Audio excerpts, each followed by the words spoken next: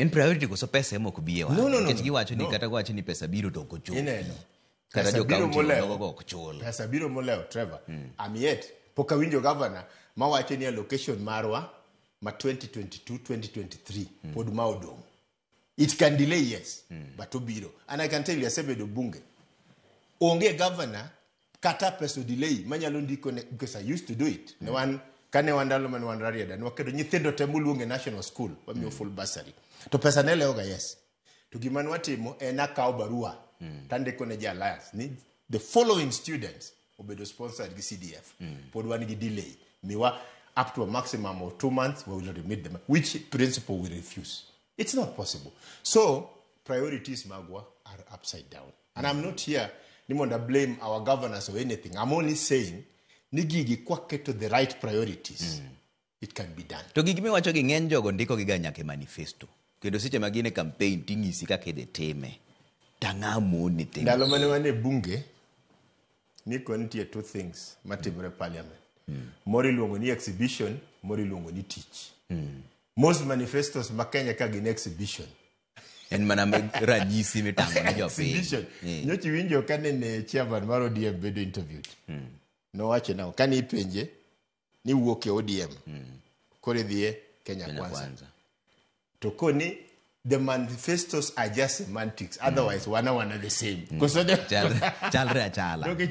mana dhoke malokore matin. So, getting back to Gimomi Owanka, Kenya is a very rich country. And ang'eyo ni ng'amo sesomo.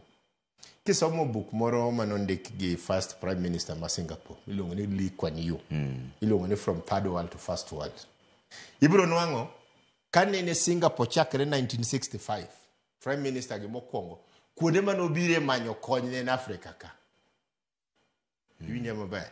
But ingeni sani Trevor dango kabina kwai ka pacha wachi na dhi maber boloya koso. Ingeni mwana chopu na kwai. I say it may be true. Yeah. Lakini of course kada sani ka kerwako suit baja ber. Tan gi vest na mi go lago ka muka dene na diambo. Adiambe jawa da by the way. Angeno chiko itio winjo. Inyalo oro ne moska ng'ochi. An ngama da koloyo nyaka confirm. Adiambo kiwinja kato chikiti ani radio TV Ramogi. Koro kikagi ikel weche mang'eny. Busibra bobe na nyiso na biro ka. Biro bura wuon nyangaga. Okay. Ya game jakale ngama ng'ona inya. Yomi nyaka mose ubura ngama onge gimodwaro. Kata na weekend ariyo mokalo. No kawo siling 100,000 momiyo nyithindo 4 madhi university. Okay. To onge gimodwaro. Okay. Onge gimodwa. Ngabeto ber. Di luongo na man ganene. Akumo jako ojwako bodo jaturi maneko na man who is good is good how. Kori winjo, going back to the subject. Yeah. The truth is, I was talking about story ma Singapore.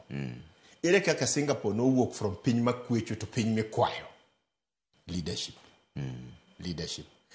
Unless and until wana yie kaka jok madwaro ni kasamo oketi ni mondi tell oken thuolo mar yes of course iwacho ni committee ye te manyaki konyrie but my experience kaka jatelo shows ni you don't have to steal to benefit from position mari. It's very simple. Ing'eyo ga jomoko miluongo ni jok marege pong miluongo ni rego ni mongi. Do you know ni ng'ama rege pong can actually go dhiambo nyalo dhi gi cham de pariyo to onge dhako mokwalo. Do you know? Yeah, kumana madongo samurego donge buru donka. Koso buru ok dong. Donge korego kata mna korego de mama ni moro mapenjo ni min kasai. Ineno kama okiber. Dokodi amoka di ber. Amoge dhi. Buru gibe min kasai dhigo. Oko dhi kao. Donge wang min kasai osedi. Oseng'iyo, osetieko boloro dhot. Koro jo obuche gi. Ang mama mono kwal ne kwal. Kamora mora ma ng'ato tiye nitie buru madong piny ka. To me, buru no is more than enough. You don't have to steal.